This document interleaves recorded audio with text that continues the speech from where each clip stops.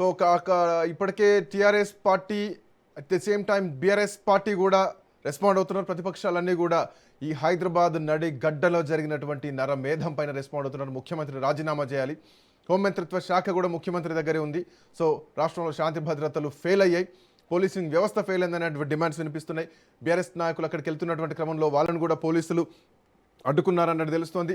దీనికి సంబంధించినటువంటి మరింత సమాచారం మా కరెస్పాండెంట్ సైదులు అందించడానికి సిద్ధంగా ఉన్నారు. సైదులు, ఏం జరుగుతుంది? పొలిటికల్ టర్న్ తీసుకుంది. 6 హత్యలు కక్షతో చేసినటువంటి నిందితుడు ఎక్కడున్నాడు? యథేచ్ఛగా తిరుగుతున్నాడా? చంపేశారా? చచ్చిపోయాడా? పోలీసులు ఏమంటున్నారు? బీఆర్ఎస్ పార్టీ నాయకులు అక్కడికి వెళ్తే అడ్డుకున్నట్టుగా తెలుస్తోంది. సైదులు, మీ దగ్గర ఉన్నటువంటి అప్డేట్ ఏంటి?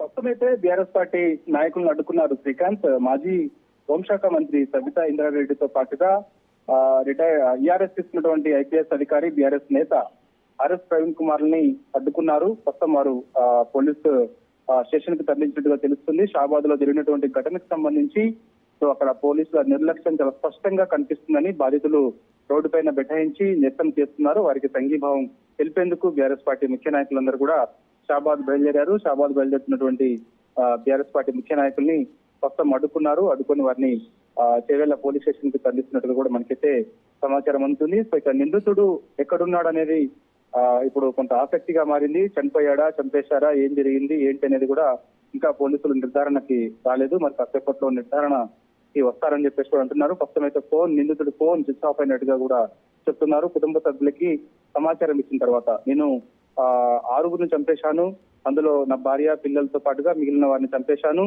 సో ఇక నేను కూడా చనిపోతానని ఆయన కుటుంబ సభ్యులకి చెప్పిన తర్వాత ఫోన్ స్విచ్ ఆఫ్ చేస్తున్నారు. కాబట్టి సో సిగ్నల్స్ ఆధారంగా నిందితుడిని గుర్తించలేకపోతున్నామని కూడా పోలీసులు చెప్తున్నటువంటి పరిస్థితి కనిపిస్తుంది. కాకపోతే మొత్తం 6 బృందాలుగా ఏర్పడి జరిగి ఇప్పటికే గంటలు గడిచిపోయింది. రాత్రి 11 నుంచి 1 గంట మధ్యలోనే జరిగినటువంటి మారణకాండ ఇది.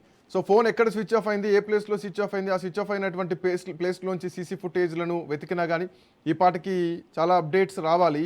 ఈ అంశం పైన పోలీసుల దగ్గర ఏమైనా సమాచారం ఉందా, లేదంటే ఆపుతున్నారా విషయం బయటికి రాకుండా ఉండడానికి? పోలీసులు కూడా వెంటనే రియాక్ట్ అవ్వరు కదా, ఎందుకంటే రాష్ట్ర వ్యాప్తంగా శాంతి భద్రతల్ని అరికట్టాల్సినటువంటి బాధ్యత ఉంటుంది. సో ఇంటర్నల్గా ఏం జరుగుతుంది అనుకోవచ్చు? ప్రస్తుతమైతే నిందితుడు ఎక్కడైతే హత్యలు చేశాడో అక్కడే ఫోన్ స్విచ్ ఆఫ్ చేసినట్టుగా కూడా గుర్తించారు పోలీసులు.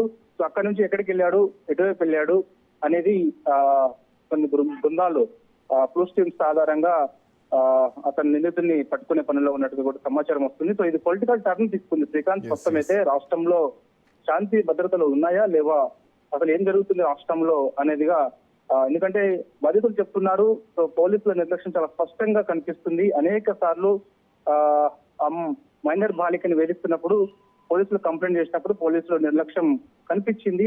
సో భయపడి మేము ఆ పాపని కనీసం కాలేజ్ కూడా పంపించలేని పరిస్థితిలో ఉన్నాము. తర్వాత మేము ఫోర్స్ చేయడం వల్ల కేసు నమోదు చేసి సో జైలుకి పంపించారు. జైలుకి పంపించి తర్వాత వెంటనే వచ్చి నిందితుడు ఇలాంటి దారుణ ఘటనకి పాల్పడ్డాడని చెప్పేసి కూడా బాధితులు చెప్తున్నారు. సో పోలీసుల నిర్లక్ష్యం చాలా స్పష్టంగా కనిపిస్తుందని కూడా రోడ్డు పైన బైఠాయించి పోలీసులకు వ్యతిరేకంగా నిరసన తెలియజేస్తున్నారు. ప్రస్తుతం హోంశాఖ ముఖ్యమంత్రి రేవంత్ రెడ్డి దగ్గరే ఉన్నది.